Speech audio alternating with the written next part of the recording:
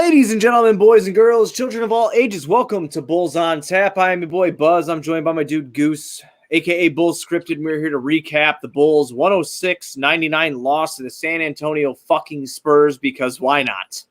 Because why not? You know, why not do that?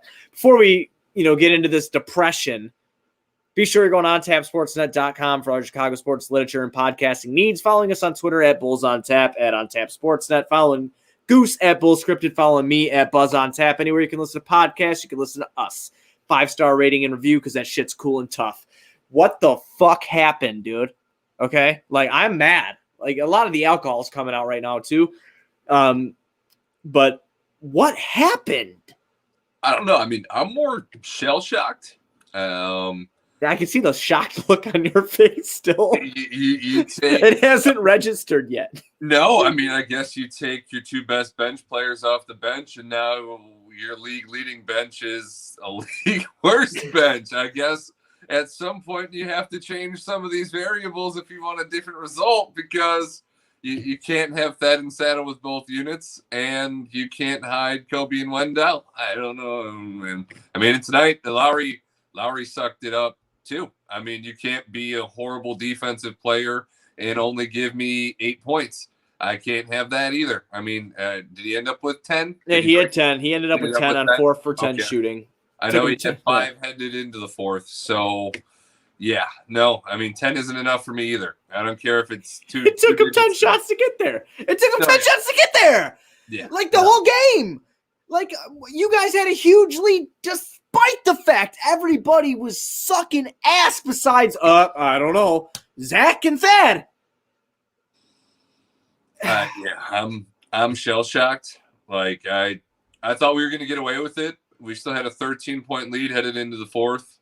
Then the Spurs went on a crazy-ass fucking run. And, then we had a little fight. Billy went back to the starters early. We had full starters back out on the floor with like 9 minutes left in the fourth, and we started scoring. And then we got the lead back up to like 6 or 8, and it was like, all right, okay. We weathered it, and then nothing. Oh my God! There's a fucking weather in that storm. It's like, yeah, we got this shit. 3 turnover, 3. Okay, yeah, that the fuck you go. Yeah, I do need to run point. I mean, if I could be as good as Kirk Heinrich, this team be in great shape. That's for sure. What up, Ty Stacks? Yeah, I don't know, man. That was crazy shit. I'm trying to talk to your captain pregame when the I did. I did. Yeah, he answered one of my questions. I told you when I met him in person, I asked him to come on Bulls on Tap. He just says he doesn't do podcasts. So like, I didn't want to feel bad about myself, so I just pretend he doesn't do any of them, which might be true. I mean, he does work for the Bulls front office, so maybe he's not really allowed to. I don't know. Yeah, he might not be. Yeah. We'll take that one. That'll save our pride a little bit too. Yeah, that sounds a lot better. That sounds a lot better than what I was going to say. But going throughout the game here, I mean, they start off super high. I mean, the Bulls come out, dude. They score 31 points. First quarter, 17. San Antonio, 27-23 in favor of Chicago in the second. They're only outscored by 5 in the third. The Bulls, that is, 27-22, outscored by 20 in the fourth. And the turnovers, once again. How many points do we end up with in the fourth? We only ended up with 19 in the fourth. 19. Okay, so we ended up getting 10 more than what I tweeted from 9. That was all just kind of a blur to the end. I didn't even want to watch. It's just the fucking turnover. 17 turnovers tonight. It's ridiculous. So, do you agree with Billy going back to Kobe at the end, though? Because we had absolutely no ball movement at the end. Everybody was playing. Everybody was stagnant as fuck. I don't really give a shit, I guess. You don't really give a shit? No, because if he's trying to fucking develop them and get them better, I mean, it's better than Sato. Everybody clamoring for Sato. I mean, like, Sato's so good, and it's just like he makes the team so much better. It's like, yeah, you're right. He makes the team so much better from a fucking AC to the 10th. Like, it's great. Like, I get it. Like, I like Sato too. I do think he's better, but like, this is where the lines get blurred and what we were talking about last night. So did the Bulls tell on themselves? Is that what happened tonight? Yeah. On themselves? Yeah, I think that's what happened, man. I think that's what happened. So their bench is so fucked without Sato and Thad, it's not even funny.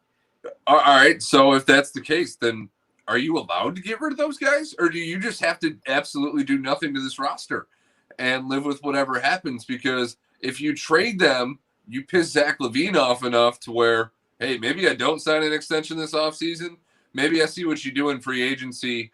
And, I see how unrestricted free agency goes. If I want to stay, I stay. If I want to go somewhere else to go win basketball games, maybe I leave. So it's kind of a weird situation. It's a lane. You need to pick a lane. That's what it comes down to. Pick a lane of what you want to do and who you want to be.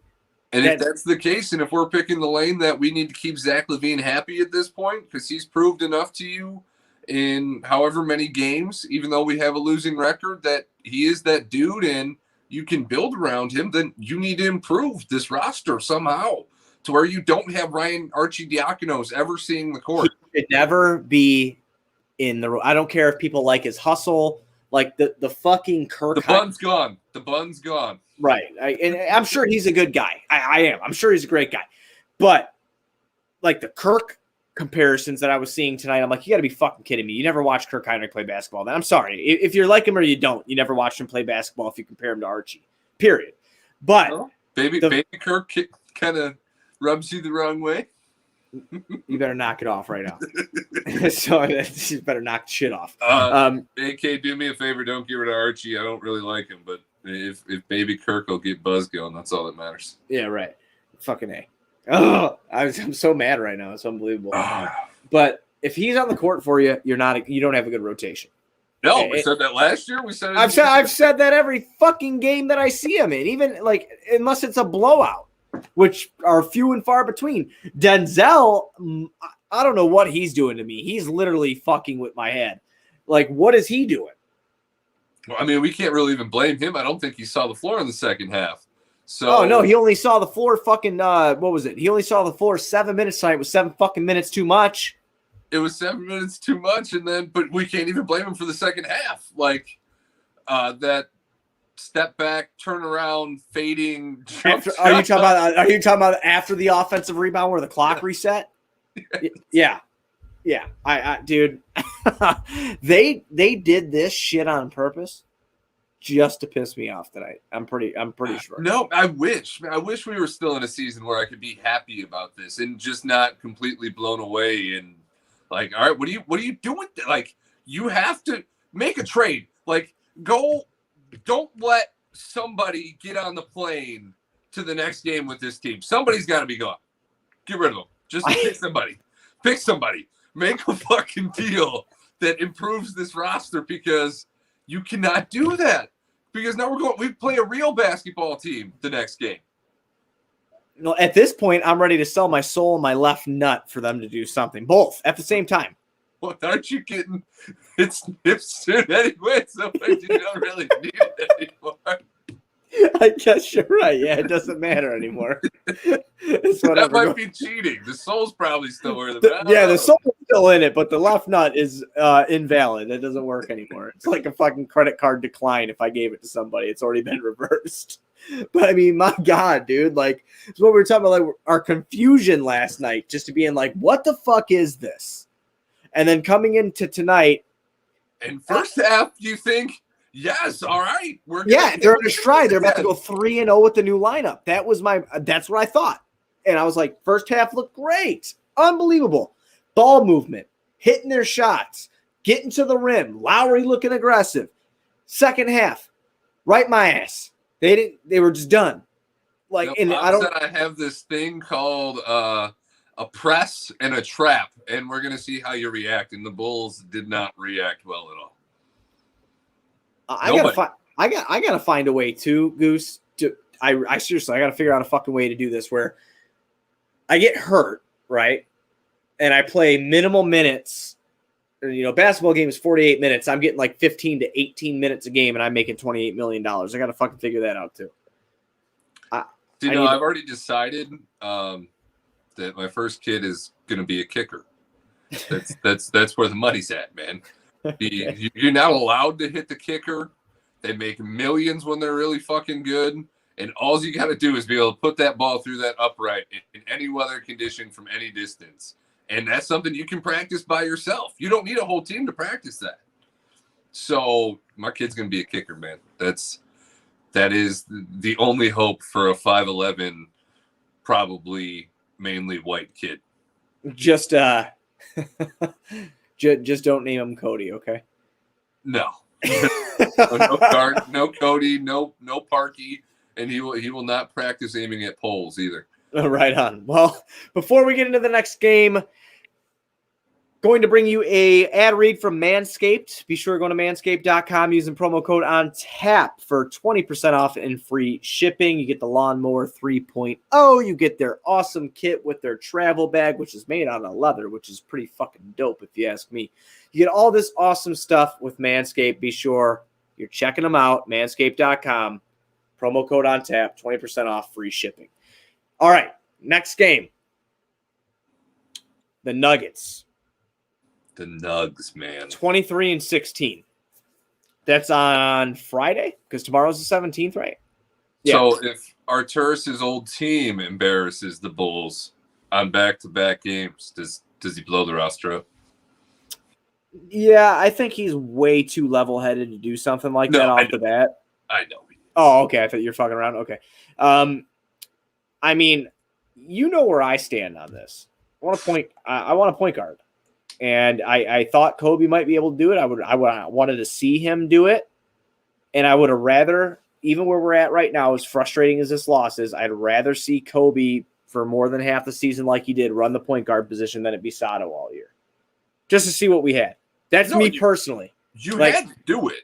Right. Especially with how he finished the year. Right. It's just me personally. That's what I want. He started this year. He had stretches. Our issue is our team is not built to have three completely horrible defenders in Kobe, Zach, and Lowry in the same lineup. When Pat isn't quite the defender that we need him to be yet, and Wendell might not be the defender that we think he is, but we just don't have the defensive players to fill the holes to cover that. Maybe no team does. Maybe that's just an impossible feat, having those three guys on the floor at the same time, unless for whatever reason they're all out on the same night. So there's got to be some shuffling, and we've known that since the season started. But when it happens is all a matter of Arturus, and he's shown to be extremely patient.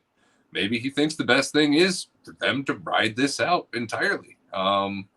Well, I'll be dead by then. So, I mean, he fucking, figures it out afterwards. I'm glad that maybe I can look down from either, or look down or look up, depends on where the fuck I'm at, and see him start doing better. I only get you for 8 more days. Is that what you're trying to tell me? Yeah, dude. I'm like, that's what I mean. It's like, God, I go into this thing in my head. It's just like, I don't want to see monumental downfalls anymore like that.